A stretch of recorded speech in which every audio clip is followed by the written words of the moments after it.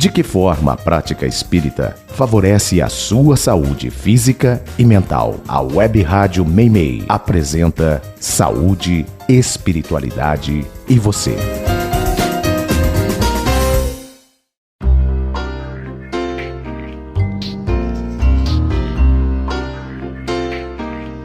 Olá, queridas amigas, ouvintes, Web Rádio Meimei. Nós temos uma grande satisfação de estarmos aqui com vocês em mais um programa Saúde, Espiritualidade e Você. Hoje, para conversarmos um pouquinho sobre o mecanismo pelo qual nós adoecemos. Por que nós adoecemos ao longo da nossa vida? Dificilmente uma pessoa passa pela vida, passa pela existência terrena sem que adoeça em algum momento.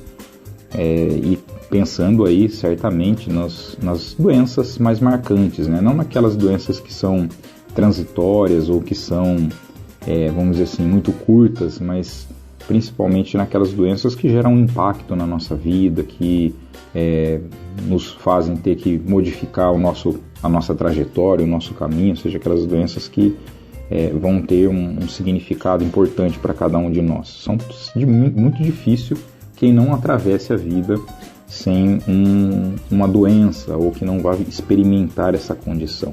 E por que a gente adoece assim? É importante a gente entender esse mecanismo justamente para que a gente possa criar as formas de evitá-la, ou se nós já nos encontramos doentes, para que a gente possa aproveitar a oportunidade, entendendo qual é o significado da doença na nossa vida, para que a gente possa evoluir e aprender ao máximo com essa experiência que estamos enfrentando. O entendimento da doença, ele parte do conhecimento de si mesmo, né? Nós entendemos que na doutrina espírita, isso já foi conversado um pouco com o Luiz Gustavo em programas anteriores, que nós entendemos que a boa parte das nossas doenças que nos afligem, elas guardam no corpo espiritual as suas causas profundas, ou seja, elas não são doenças exclusivamente do nosso corpo físico, mas elas vêm de um processo muito mais complexo, que está além do nosso corpo físico, está nas nossas estruturas espirituais, e dali partem muitas das nossas doenças. A gente vai encontrar uma referência muito interessante de Emmanuel no livro O Consolador, quando Emmanuel fala para nós que a saúde é a perfeita harmonia da alma, ou seja, para que a gente tenha saúde, a gente precisa estar com a alma completamente harmônica. O que significa que a saúde só é possível, ou seja, a saúde plena, a saúde integral, ela só é uma condição possível provavelmente quando nós atingirmos a nossa perfeição, ou seja, quando a nossa alma estiver em completa harmonia. Enquanto nós estamos ainda no nosso processo de evolução, a gente ainda pode manifestar doença como resultado das nossas imperfeições.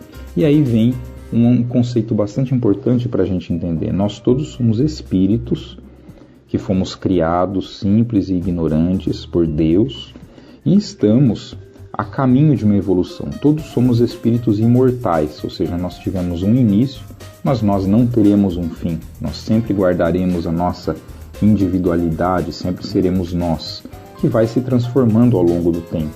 Somos espíritos imortais nesse processo evolutivo.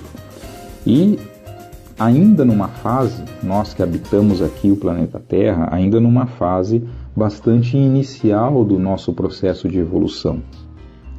Tanto que nós ainda nos encontramos num mundo que é de provas e expiações. Um mundo que caminha para uma transformação, para um dia se tornar um mundo de regeneração, mas ele ainda é um mundo de provas e expiações.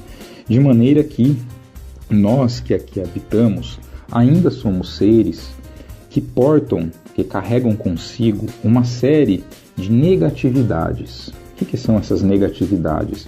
É principalmente o nosso egoísmo, que é a falta de amor, por isso que ele é considerado uma negatividade, e o nosso orgulho, que ainda é bastante importante em nós, que é justamente a falta de humildade. Por isso que são chamadas de negatividades. Essas duas condições que nós ainda trazemos dentro de si, elas certamente nos levam a agir de uma maneira inadequada em muitas das situações da nossa existência, não só desta existência presente, atual, que nós estamos, mas também de muitas das quais nós já vivemos no passado, de muitas encarnações as quais nós já vivemos.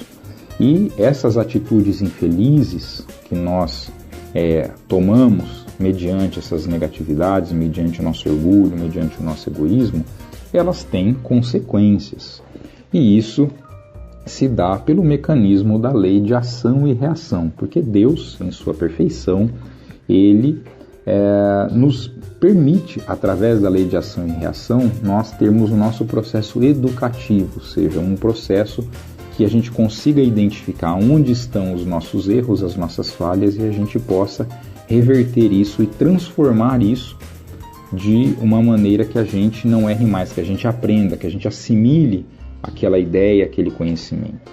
E para isso, o que Deus fez conosco? Ele implantou, quando Ele nos cria, quando nós somos todos criados como espíritos simples e ignorantes, é colocado em cada um de nós as leis divinas. Isso nós encontramos lá no Livro dos Espíritos, na questão 621, quando Kardec pergunta aos espíritos aonde estava escrita a lei divina.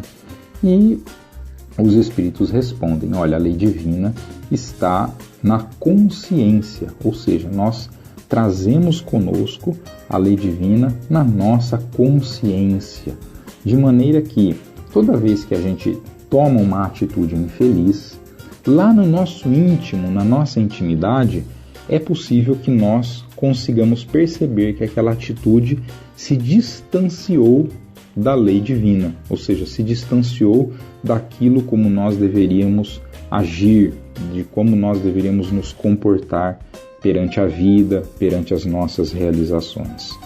É claro que nós, ainda como seres que estamos evoluindo, como seres que estamos aprendendo, nós não temos a plena consciência, ou seja, nós não temos a lucidez de todas essas leis que estão inseridas na nossa consciência. Elas estão na nossa mente, elas estão guardadas lá, mas nós ainda não acessamos essas leis de uma maneira clara. Por isso que nós ainda temos dificuldade. E o acesso a essas leis, obviamente, se dá conforme acontece o nosso processo de evolução. De maneira que muitas vezes a gente só vai conseguir acessar esse conteúdo depois que a gente desencarna. Porque ao desencarnar, a gente toma muito mais consciência, vamos dizer assim, a gente é livre desse invólucro do corpo físico. O espírito, ele consegue ter mais lucidez daquilo que há dentro de si e consegue, talvez de uma maneira mais fácil, perceber aquilo que fez de errado. Então, muitas vezes, a gente só vai tomar noção que essas atitudes foram infelizes, que nós fizemos algo de errado, depois que a gente desencarna. Mas esse mecanismo, ele está acontecendo, ele está se sucedendo de uma maneira permanente e contínua dentro de nós.